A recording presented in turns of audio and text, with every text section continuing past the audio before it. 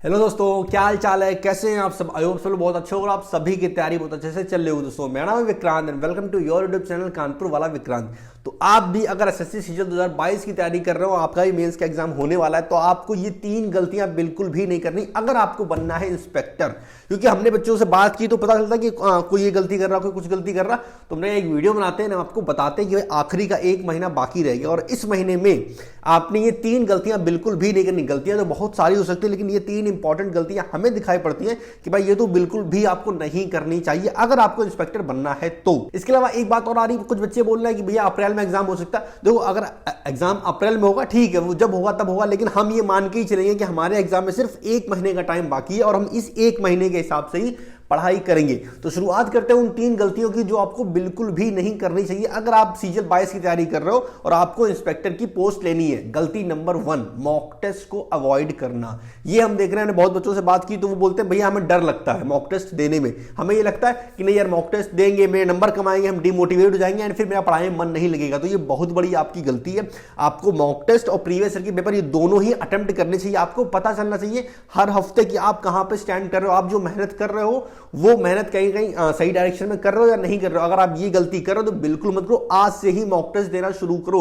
अगर हम ये मान के चले कि हमारे एग्जाम में सिर्फ 1 महीने का टाइम है तो उस हिसाब से आपको कितने मॉक टेस्ट देने चाहिए। अब आपको हफ्ते में 2 से 3 मॉक लगाने चाहिए। देखो, अब अगर आप चैप्टर वाइज पढ़ रहे हो तो उससे उतना फायदा नहीं होने वाला जितना फायदा आपको मॉक टेस्ट देने से मिलेगा। और मॉक टेस्ट अभी एक चीज का ध्यान रखना, एक मॉक टेस्ट आप लोग नॉर्मल दो और एक आप दो प्रीवियस ईयर वाला। मेरी बात समझ रहे हो? आप कहीं से भी दे सकते हो, वो मर्जी आपकी, लेकिन इस हिसाब से देने कि एक नॉर्मल मॉक टेस्ट दो एंड दूसरा दो प्रीवियस ईयर का, ताकि आप पहले एग्जाम में क्या है वो भी आपको पता होना चाहिए।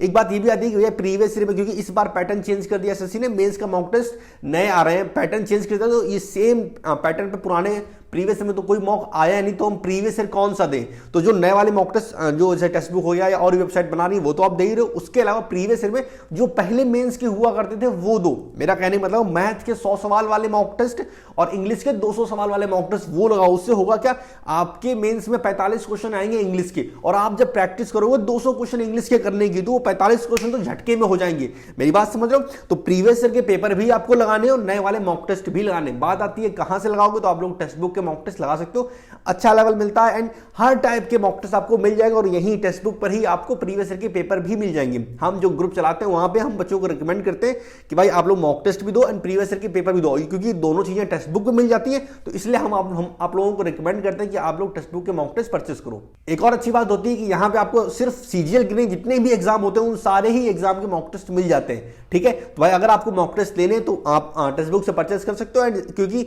मॉक टेस्ट मिलेगा, प्रीवियस ईयर के पेपर मिलेंगे, सेक्शन मिलेगा, तो काफी सारा मटेरियल मिल जाएगा। बात की अगर प्राइस की, तो इस समय टेक्स्ट बुक की काफी बड़ी सेल चली, जहां उनका 1 साल का प्राइस वो मिल रहा है 300 रुपए का। अगर आप मेरा कूपन कोड KV10 लगाओगे तो आपको मिलेगा 10% का डिस्काउंट, यानी कि 270 रुपए का, क्योंकि काफी बड़ी सेल है, मंथ एंड है। इस वजह से इनका सेल में इस पर फायदा यह है कि 1 साल की जगह आपको पास मिलेगा 2 साल के लिए। तो 270 रुपए में 2 साल के लिए टेक्स्ट बुक का पास अगर किसी को परचेस करना तो लिंक हमने नीचे डिस्क्रिप्शन में दे रखा, जाके चेक कर सकते हो। और एक बात, ये पास की ये सेल की लास्ट डेट है आज रात 12 बजे। कल से प्राइस बढ़ जाएंगे, तो अगर किसी को परचेस करना तो 12 बजे से पहले कर लेना, वरना फिर बाद में आप ही का नुकसान है। ठीक, तो ये होगी मिस्टेक नंबर 1, मॉक टेस्ट को अवॉइड करना। तो ये गलती आपने बिल्कुल नहीं करनी है। गलती नंबर 2, रीजनिंग। देखो भाई, रीजनिंग एक ऐसा सब्जेक्ट है जो कि आसान है, लेकिन पिछले कुछ टाइम से 1-2 साल से हल्का सा अच्छे लेवल की पूछी जा रही है, और इस बार तो मेंस का पेपर है तो यहां भी थोड़ा एक अच्छा लेवल पूछा जा सकता है रीजनिंग में। लेकिन बच्चों को ऐसा लगता है कि उन्हें रीजनिंग आती है ठीक है, वो रीजनिंग में स्कोर कर पा रहे हैं। ध्यान रहे, अगर आपको इंस्पेक्टर बनना है तो 390 में हर हाल में आपको 300 से ज्यादा स्कोर करना पड़ेगा। ठीक, 300 प्लस अगर आप स्कोर करोगे तभी आप इंस्पेक्टर बन पाओगे, और 300 प्लस स्कोर करना इतना आसान नहीं होने वाला है, क्योंकि जो आपका पहला सेक्शन होगा उसमें मैथ और रीजनिंग दोनों पूछी जाएगी। दोनों के 30-30 क्वेश्चन है, टोटल 60 सवाल करने होंगे 1 घंटे में, यानी कि 60 मिनट में। मेरी बात समझे? तो टाइम बहुत कम रहने वाला है। ठीक है, तो इस चीज का ध्यान रखो कि रीजनिंग की आपकी तैयारी जबरदस्त होनी चाहिए। देखो, मैथ और इंग्लिश के लिए बताने की जरूरत नहीं, सबको पता होता है कि मैथ में अच्छे से पढ़ना है, ठीक, इंग्लिश अच्छे से पढ़नी, लेकिन आदमी इग्नोर करता है रीजनिंग को। तो रीजनिंग को आपको इग्नोर नहीं करना, उसमें भी अच्छे से टाइम देना, क्योंकि ध्यान एक चीज सोचो, जितना टाइम जितने नंबर की आपकी मैथ आएगी उतने ही नंबर की रीजनिंग आएगी। तो ऐसा नहीं होना चाहिए कि मैथ को आप 3 घंटे दे रहे हो और रीजनिंग को आधे घंटे में समेट दे रहे हो। ठीक, डेली बेसिस पे उसका सेक्शन लगाओ। अगर आपको लगता लगता है कि किसी चैप्टर में ज्यादा दिक्कत है तो उस चैप्टर की अलग से प्रैक्टिस करो। इस हिसाब से आप रीजनिंग को तैयार करो कि कुछ भी हो जाए रीजनिंग में आपका टारगेट स्कोर पूरा 90 होना चाहिए। हम नहीं बोलने वाले आपसे कि आप 80 नंबर लेके आओ, हम नहीं बोलने वाले आप 85 नंबर लेके आओ। आपका टारगेट होना चाहिए कि पूरे 90 नंबर हम रीजनिंग में लेके आएंगे। उससे एक नंबर भी कम होता है तो वो पाप है बहुत बड़ा। क्लियर? चलिए बात करते हैं मिस्टेक नंबर 3, वो है जीके। देखो जीके ऐसी चीज है जो एग्जाम में क्या पूछी जाने वाली है किसी को नहीं पता, किसी को आइडिया नहीं होता कहां से पूछी जाएगी। आप एक साल का करंट अफेयर्स तैयार करते रहो और पता चले करंट अफेयर्स जो एक साल का था उससे कुछ आया ही नहीं, उसके एक साल पुराना वाला पूछ लिया गया। तो जीके एकदम अजीब सी आती है एग्जाम में और किसी को पता नहीं होता। ठीक, तो इसी वजह से कुछ बच्चे जीके को इग्नोर कर देते हैं। ठीक है यार कुछ नंबर आ जाएंगे, दो तीन क्वेश्चन पढ़ लेंगे, 2-3-4 नंबर आ गए और मेरा काम चल जाएगा। देखो हम आपको बताएं, मैथ, रीजनिंग, इंग्लिश, इससे आपका सिलेक्शन हो सकता है, आपको शायद छोटी मोटी कोई एक पोस्ट मिल जाए, लेकिन अगर आपको इंस्पेक्टर बनना है तो जीके को नहीं छोड़ना।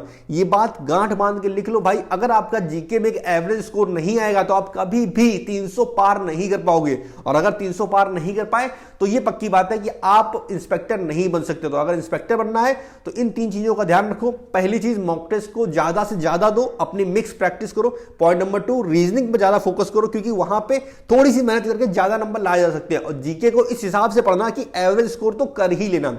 करोगे कैसे? थ्योरी प्लस प्रीवियस ईयर के पेपर, इतना कर लो, एक्स्ट्रा करने की जरूरत नहीं है। पिछले एक साल का करंट अफेयर्स ये कर लेना है, इतने में आपका काम चल जाएगा। तो ये थी वो 3 गलतियां जो आपको बिल्कुल भी नहीं करनी। एक बोनस टिप आप लोगों को देना चाहेंगे। आपने प्री का पेपर दिया 200 नंबर का, आपके किसी के 110 नंबर आ रहे हैं, किसी के 120 नंबर आ रहे हैं, किसी के 130 नंबर आ रहे हैं। ठीक है, तो आपकी स्ट्रेटजी अब ये होनी चाहिए कि भाई 130 नंबर आने का मतलब है 130 नंबर का हमें आता है, जो 70 नंबर का नहीं आता उस पर ज्यादा फोकस करना है। ये हम सारे सब्जेक्ट की बात कर रहे हैं। जो चीज आपको नहीं आती उसको पहले पढ़ने की कोशिश करो, उसे पढ़ो एंड साथ में प्रैक्टिस करते चलो मिक्स क्वेश्चन की, मॉक टेस्ट से, प्रीवियस ईयर के पेपर से या सेक्शनल से, जैसे मर्जी में है वो। ठीक, तो ये चीजें अगर आप करोगे तो यकीन मानो आप बहुत अच्छा स्कोर करने वाले हो मेंस में, और इंस्पेक्टर आप जरूर बनोगे। तो बेस्ट ऑफ लक सभी लोगों को, और उम्मीद है आप बहुत बेहतरीन स्कोर करने वाले हो मेंस के पेपर में अगर आप ये चीजों पे काम करोगे। और याद रखो, जिसने मेहनत की है सफलता उसे जरूर मिली है, थोड़ा देर से सही मिल सकती है पर मिलेगी जरूर। और एक बात, मेंस का एग्जाम अप्रैल में हो, मई में हो, जून में हो, फरवरी में हो, कभी भी हो, आप यही मान के चलोगे कि हमारे मेंस में सिर्फ 1 महीने का टाइम बचा है और बस कुछ भी नहीं। 1 महीने का टाइम है, हमें इस 1 महीने बहुत अच्छे से मेहनत करनी है। मेरे पापा छोटे से एक बात है सिखाते चले आ रहे हैं कि हर दिन एग्जाम का दिन मान के चलोगे तो सफलता जरूर मिलेगी।